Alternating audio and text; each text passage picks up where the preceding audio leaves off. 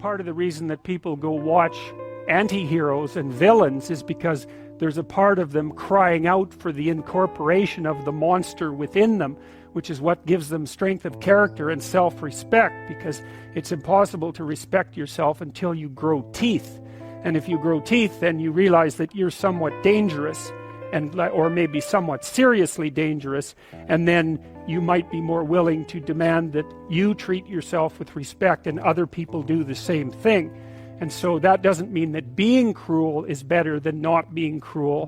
What it means is that being able to be cruel and then not being cruel is better than not being able to be cruel.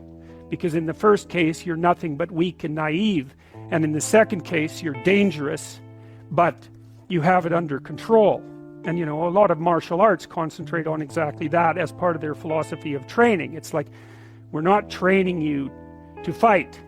We're training you to be peaceful and awake and avoid fights.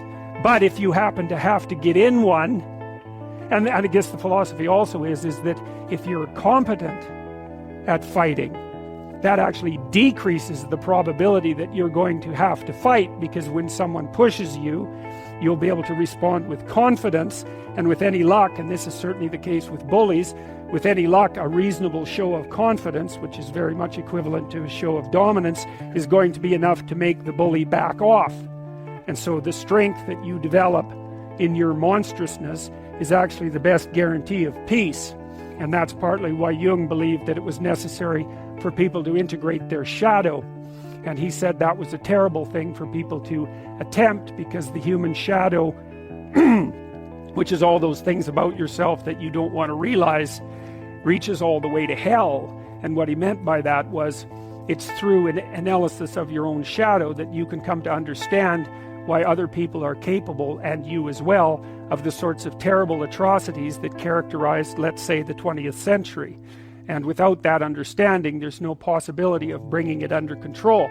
When you study Nazi Germany, for example, or you study the Soviet Union, particularly under Stalin, and you're asking yourself, well, what are these perpetrators like? Forget about the victims, let's talk about the perpetrators. The answer is, they're just like you.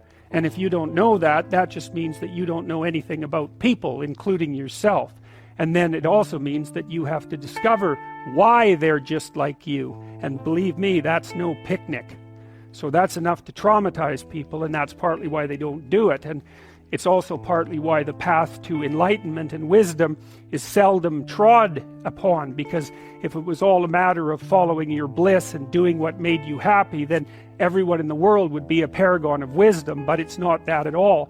It's a matter of facing the thing you least want to face.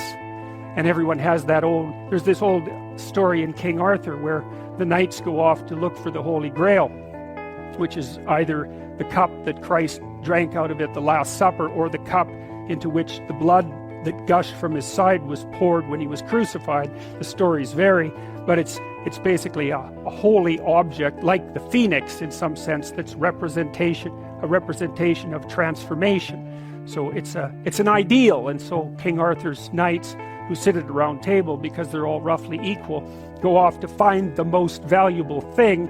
And where do you look for the most valuable thing when you don't know where it is?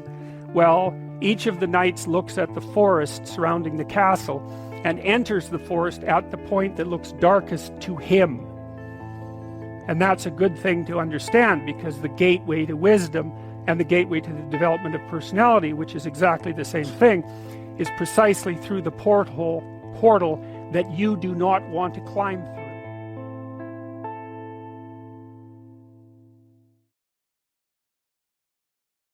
What are you afraid of? Well, okay, you're afraid of everything. Well, let's get something specific you're afraid of. Well, I'm afraid of an elevator. Okay, an elevator. So I have a client, she's afraid of elevators. The elevator door opens, she goes, "That's a tomb." And I thought, oh, wow, I thought it was an elevator. But for you, it's not a bloody elevator. It's death. And so that's what you're afraid of. It's worse than that. You're afraid of being trapped inside there in the dark, alone, not knowing if anyone is going to rescue you, stuck there with your damn imagination, freaking out. It's like, and if that's not, and then maybe you have a heart attack because you're so terrified and you die. It's like, you know. So That's the elevator. Well, it's no bloody wonder that no one's going to get into something like that. And then maybe underneath that is your distrust in the mechanisms of society, right? Because, you know, a normal person, those weird creatures, they'll get an elevator, what the hell, they don't care. And partly it's because they have an implicit belief, even if the thing stops, somebody will come along and rescue them. And usually you don't even think about it, right? It's like, oh, what the hell, it's an elevator. It's like, the danger is invisible to you. And it's partly because you implicitly trust the structure. And so maybe you go into the unconscious presuppositions of the person who is terrified of the elevator and the subways, and you find out they have a real problem with trusting authority. And that's partly why they don't get along with their husband, and why they've never been able to stand up for themselves.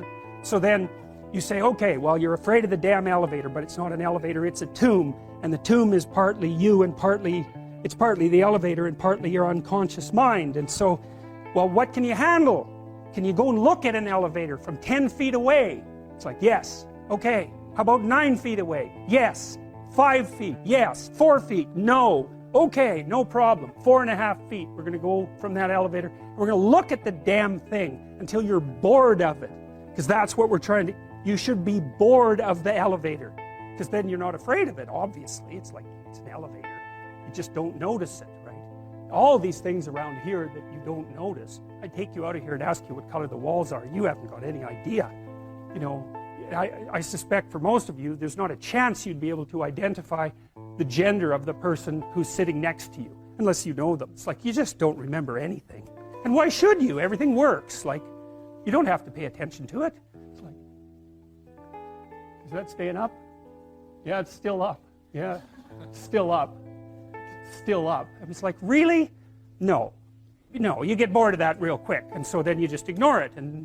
But the agoraphobic has had that veil of ignorance torn away, and what they see behind it is mortal threat, and so that's really what you're helping them deal with. And so this week they're 4.5 feet from the elevator, next week they're a foot from the elevator, and the week after that the horrible gates of hell open and they look inside and they don't run, and so hey, they're tougher than they thought they were. And that's what you're teaching them, actually. You're not teaching them that the world isn't dangerous, because that's a stupid thing to teach someone. Bloody right, the world is dangerous. It's terrifying.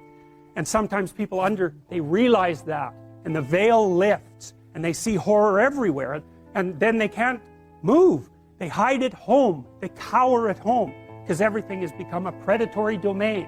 And so what you teach them is, you're not as much of a rabbit as you think. And part of that is that you help them grow some teeth so that they can go home and have that fight with their husband that they should have had 25 years ago. And it happens very frequently with agoraphobic clients, that you get them so they can go on the damn elevator and they can go on the subway and they can take a taxi. Maybe they learn to drive. Wow. They get some autonomy, and then they're a little tougher, and so then they can stand up for themselves, and they go back, and like, their husband might not be very happy with any of this. Really, it depends on what sort of guy he is, you know. If he's a real tyrant, he might be just perfectly happy that he's married to someone who, you know, is afraid of her own shadow, because then she won't ever leave. And so that's a nasty little story, and believe me, it's not uncommon. So she gets tougher by facing what she fears, and what she finds out is there's a hell of a lot more to her than she thought. And that's really what happens when you do behavior therapy with someone who's agoraphobic. It isn't really that they get less afraid, it's that they get braver. That's way different. It's because brave is alert and able to cope. Naive is there's no danger. It's like, oh yeah, right, there's no danger. Jesus, what a stupid theory that is.